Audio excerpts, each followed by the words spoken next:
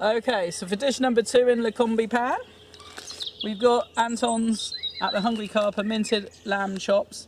These are just to die for. We've had them a few times, and oh my god, they are just delicious. To serve with that, just because we're going to make a complete meal here, I'm going to show you how to make homemade quick minted mushy peas. We're going to have some fried potatoes with that, and then we're going to just have a little pot of gravy on the side. Everything sorted in one pan. So let's show you how. Okay, so first things first, let's get our gas hot, let's get our pan hot. One of the things that I see most commonly when people use the Ridgemonkey is that they're not getting the pan hot. One of the most important things when cooking steak or lamb chops or the kebabs that we've just done is that your pan is hot. If it doesn't, it kind of turns your meat grey, if that makes sense. So if you ever get a grey steak, it's because the pan hasn't been made hot first. So the first thing to do is get your pan hot. When you put the meat in, you want it to go like that. That means you've got the pan at the right temperature. Just a little tip. So first things first, I'm not going to put any oil in with the minted lamb chops because it's going to produce its own. But what I do want to do is put a little bit of oil there to do our fried potatoes. So a little bit in there. Again, we want to get the oil hot. So we're just going to wait for a minute, get the whole pan nice and smoking, and then we can start cooking.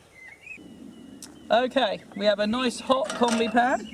First things first is I'm going to tip in, we've got cooked new potatoes. You could just put these in a bag, cook them up at home. It just means they cook so much quicker. So in they go. Hear the sizzle? That's what we're listening for. Get that on. I'm just going to wait another minute just to make sure my pan is really hot. Okay, so we've got our potatoes doing. Just going to open up the lamb chops.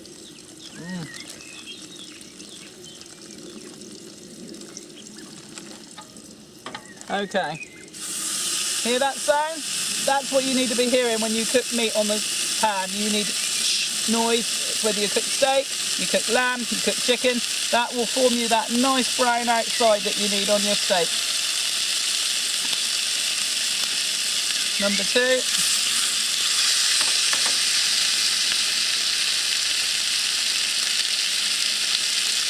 Now we're just going to leave that to fry and get golden. Don't want to move it too quick. The longer you can leave it, the better. That will form that lovely golden crust that we all enjoy on it. Just have a look at these potatoes. They're doing their thing, so it's all good. I'm just going to put some water on to boil to make our gravy with. There we go. Now we're just going to wait. Mushy peas next. May sound a little horrible to you if you don't like mushy peas, but you need to try them. So a little bit of oil, because we're just going to fry up these leeks, and they are leeks, they've come out of our garden, baby leeks, micro leeks. Just going to chop them up.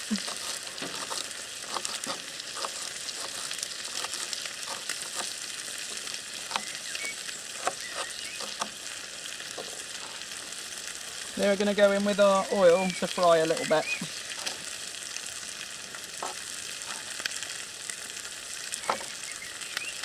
There we go. While that's going on, got some fresh mint. Just going to chop that up.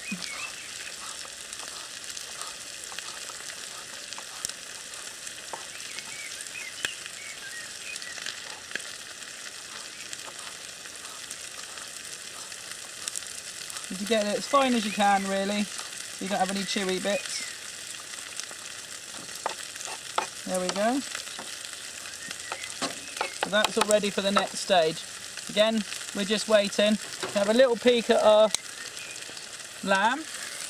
Oh wow, look at that. There we go. That's doing its thing there very nicely. So we just turn them. We want to fry up the leeks a little bit. The potatoes are doing their thing. Just got to wait. Okay, so we've got the whole combi pan doing its thing here. My little leeks have started to sweat down a little bit. So the next thing we're going to do is add our peas. These are just frozen peas. You can bring them frozen if they're thawed out, it really doesn't matter. Fresh peas even better. We're just going to tip them into the pan.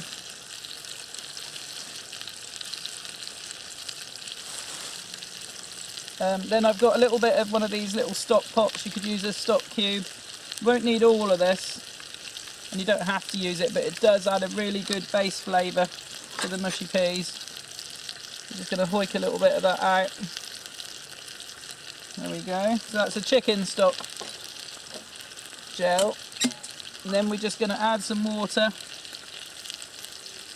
Not loads, just enough to bring it to the boil. Give it a little bit of a stir. And now we just want to bring those peas up to the boil.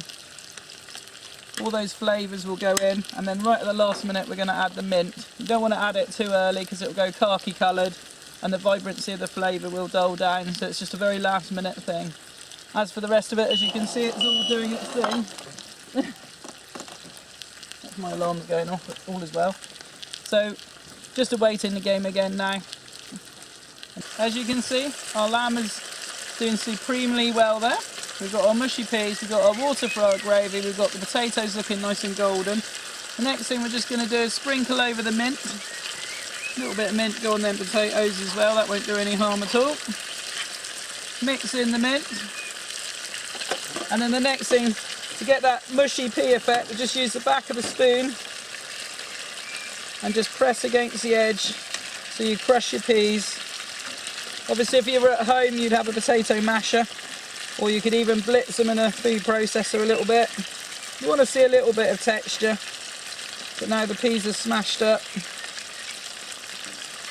and they smell great. So there we go, that shows how that's done. Next thing, I'm just going to add a little bit of gravy granules to that. Give it a very quick stir. I know it's very instant, but at the end of the day we're by the bank.